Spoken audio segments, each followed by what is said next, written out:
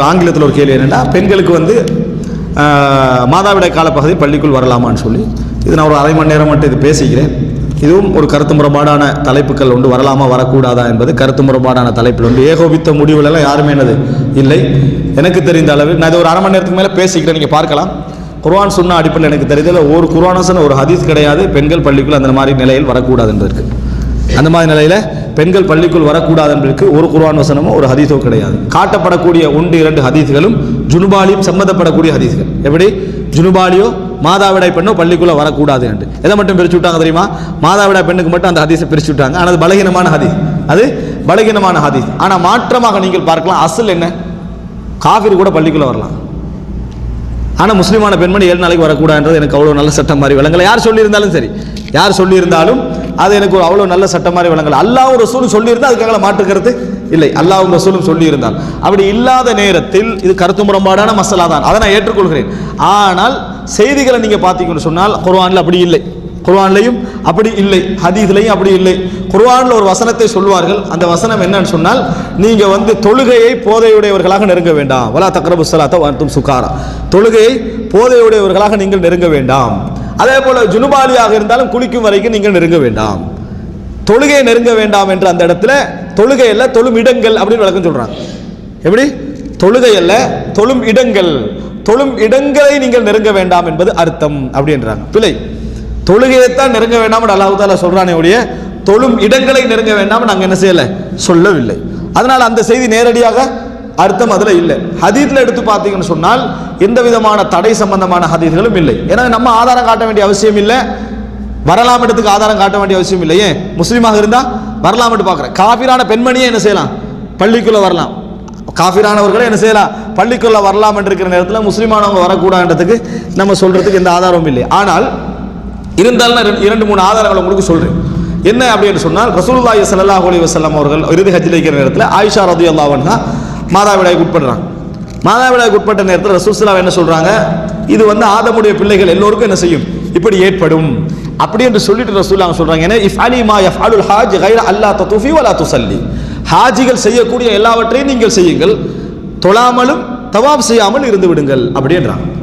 இதுல பாருங்க, ரசூலுல்லாஹி ஸல்லல்லாஹு ஹாஜிகள் செய்யற எல்லாவற்றையும் செய்யுங்க, ஆனா தவாஃப் மட்டும் என்ன செய்யவானான்னு சொல்லி இருந்தா நம்ம பள்ளி விஷயத்தை யோசிக்கலாம், அதை விட்டுறலாம். என்ன காரணம் என்று சொன்னால், இது ஹஜ்ஜோடு சம்பந்தப்பட்டதை மட்டும் ரசூலுல்லாஹ் சொல்லிக்கிறாங்க. ஹஜ்ஜில் எதை செய்யலாம், ஹஜ்ஜில் எதை செய்யக்கூடாது அப்படின்னு சொல்லிக்கிறாங்க. தவாஃப் செய்யவானா மற்ற எல்லாம் செய்யுங்கன்னு சொல்லிக்கிறாங்க. ஆனால் அதை மட்டும் சொல்லலை ரசூலுல்லாஹ். ஹஜ்ஜிக்கு வெளியுள்ள அம்சத்தையும் சேர்த்து சொல்றாங்க. என்ன, கைர அல்லா ததுஃபி வலா துஸல்லி, தவாஃபும் செய்யவானா தொழவுமானா மற்ற எல்லாம் செய்யுங்கன்றாங்க. தொழுகை ஹஜ்ஜோடு சம்பந்தப்பட்ட விஷயமா? இல்லை, தொழுகை ஹஜ்ஜோடு சம்பந்தப்பட்ட விஷயம் இல்லை. ஹஜ்ஜோடு சம்பந்தப்படாத ஒரு விஷயத்தையும் ரசூலுல்லாஹ் சுட்டி காட்டி தொழவுமானா தவாஃபும் செய்வானான்னு சொன்ன ரசூலுல்லாஹ் ஹஜ்ஜோடு சம்பந்தப்படாத ஒரு விஷயமான பள்ளிக்குள்ள நுழைவாலாம் மட்டும் சொல்லலாங்க. தொழுகை சொன்னாங்க தானே, அதே மாதிரி அந்த ரசூலுல்லாஹ் இதே சேர்த்து சொல்லலாம் தானே, அதை ரசூலுல்லாஹ் சொல்லல.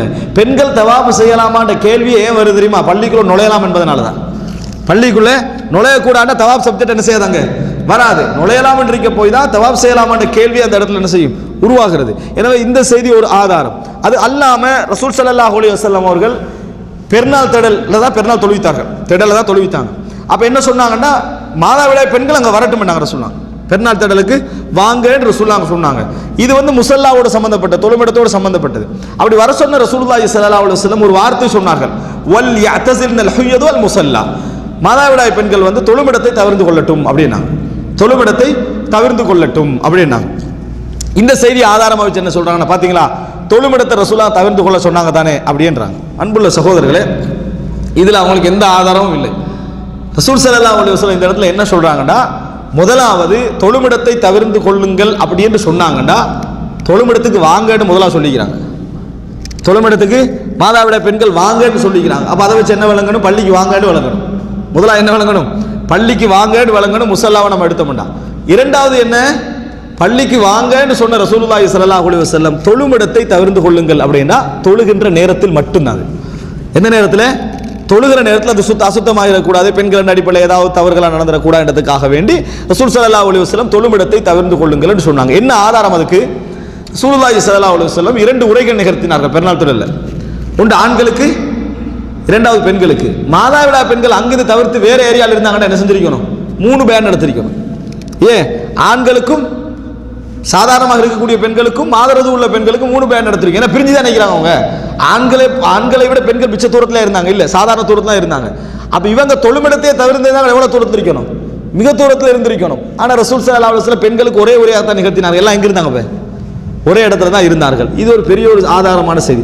ரசூலுல்லாஹி ஸல்லல்லாஹு அலைஹி வஸல்லம் ஆயிஷா ரலியல்லாஹு அன்ஹா சொல்றாங்க, பள்ளியில இருந்து நீங்க அந்த இதை எடுத்தாங்கன்னு சொல்றாங்க, நாவலின் அல் ஹும்ரத்தை, ஒரு புடவையை கேட்குறாங்க, அதை எடுத்தாங்கன்றாங்க, ஒரு துணியை கேட்குறாங்க, எடுத்தாங்கன்றாங்க. அப்போ ஆயிஷா ரலியல்லாஹு சொல்றாங்க, நான் மாதாவிடாய் பெண்மணியாக இருக்கிறேன். ரசூலுல்லாஹ் சொன்னாங்க, உங்களுக்கு மாதாவிடாய் கையில இல்லைன்னாங்க. கையில இல்லை என்றாங்க. அப்போ ஆயிஷா ரலியல்லாஹு போறாங்க, எடுத்துட்டு வராங்க. போகக்கூடாத தடை இருந்தா அந்த பிரச்சனை செஞ்சிருக்காது, வந்திருக்காது. பெண்களுக்கு மாதாவிடாய் காலத்தில் 4 விஷயம் தடை என்பதுதான் சரியானது. தவாஃப் இல்லை, தொழுகை இல்லை, நோன்பு இல்லை, குடும்ப உறவில் ஈடுபடுதல். வளமையாக ஒரு ஆணும் பெண்ணும் எப்படி குடும்ப உறவில் ஈடுபடுவாங்களோ அந்த முறையில் குடும்ப உறவில் ஈடுபடுதல் இல்லை. இந்த நாளை தவிர மற்ற எல்லாம் அனுமதி என்பதுதான் சரியானது. அல்லாஹுவால மஜ்லிஸ்களுக்கு அவங்க வரலாம், பார்க்கறதுக்கு வரலாம், எந்த பிரச்சனையும் இல்லை. இன்னும் சொல்ல போனால் ஒரு கேள்வி வருது, மாதாவிட பெண்கள் பள்ளிக்கு வரக்கூடாதவங்க மட்டும் ஒரு கேள்வி வருது. இந்த பள்ளிகளில் பெண்களுக்கு தரிசனம் நடத்தக்கூடிய, வகுப்பு நடத்தக்கூடியவங்க அவங்க என்ன செய்வது? அவங்க நிர்பந்தம் என்ற அடிப்படையில் நுழையலான்ட்டாங்க. அவங்க என்னது? நிர்பந்தம் பண்ண அடிப்படை நுழையலாம். என்ன நிர்பந்தம்? அது ஒரு நிர்பந்தம் இல்லை. மாதாவிடாய்க்கு பள்ளிக்குள்ள போகக்கூடாதுன்னு சொல்லி வைக்கணும். நிர்பந்த அடிப்படையில் நுழையலாம் அப்படின்றது அதே அசுத்தம் தான் அங்கே நடக்க போகுது. அப்ப அசுத்தம் என்று எடுத்தோம் என்று சொன்னால் அதனால் அதுக்கு இல்லை. மற்ற அசுத்தம் என்ற காரணம் பொருத்தம் இல்லை. எவங்க நுழையலாம் தெரியுமா? மேலதிக உதிரப்போக்கு வராங்களே, 7 நாளைக்கு மேல் அல்லது 10 நாளைக்கு மேலன்னு மேலதிக உதிரப்போக்கு வரும், இஸ்திஹாதான்னு சொல்லுவாங்க. அவங்க பள்ளிக்குள்ள வரலான்றாங்க. அவங்க பள்ளிக்குள்ள வரலாம், அதனாலே அசுத்தம் நடக்க போகுது. ஆனால் அவங்க வரலாம்னு நம்ம சொல்றோமா இல்லையா? அதனால் அன்புள்ள சகோதரர்களே, இதில் 2 கருத்து உண்டு. அந்த 2 கருத்திலையும் அனுமதி என்ற அந்த கருத்து தான் பொருத்தமான கருத்து. நான் இதை விட கொஞ்சம் விரிவாக ஒரு தனி தலைப்பாக நான் செய்திருக்கிறேன், பேசியிருக்கிறேன். தாராளமாக வரலாம் என்ற கருத்தில் தான் நான் இருக்கிறேன். அதான் சரியானது. பெண்கள் குர்ஆன் தொடக்கூடாது மாதாவிட காலத்தில் என்றது எந்த விதமான தடையும் அதில் இல்லை. இந்த 4 மட்டும்தான். பெண்கள் தாராளமாக குர்ஆனை தொடலாம், தாராளமாக என்ன செய்யலாம்? குர்ஆனை ஓதலாம், எந்த பிழையும் அதில் இல்லை. இன்னும் சொல்ல போனால் அந்நியர்களுக்கு குர்ஆனை கொடுக்கலாமா இல்லையாண்டு நம்ம இஸ்லாமிய சமுதாயத்தில் ஒரு கேள்வி இருக்குது. அந்த நேரத்தில் கூட அந்நியர்களுக்கு கொடுக்கலான்னு என்ன செய்யறாங்க? சொல்றாங்க. அங்கே அந்நிய பெண்களுக்கு கொடுக்கக்கூடாது யாரும் என்ன செய்யலை, சொல்லலை. அந்நிய ஆண்களுக்கு மட்டும் தான் தருவோம், பெண்களுக்கு தரமாட்டோம்னு என்ன செய்யலை, சொல்லலை. ஒரு அந்நிய பெண் குர்ஆனை தொடுவதற்குரிய தகுதி இருக்குன்னு அதை விட மிக தகுதி ஒரு முஸ்லிமான பெண்மணி என்ன செய்யணும்? புரிந்து கொள்ளணும். முரண்பாடு இருப்பதை நான் ஏற்றுக்கொள்கிறேன். ஆனால் இது என்னது? தெளிவாக நம்ம பார்க்கிற நேரத்தில் இது ஒரு வலுவான ஆதாரம் மாதிரி நம்மளுக்கு தோன்றவில்லை. நீங்கள் ஒரு கேள்வி கேட்க போனீங்க, கேட்டிருந்தேன்.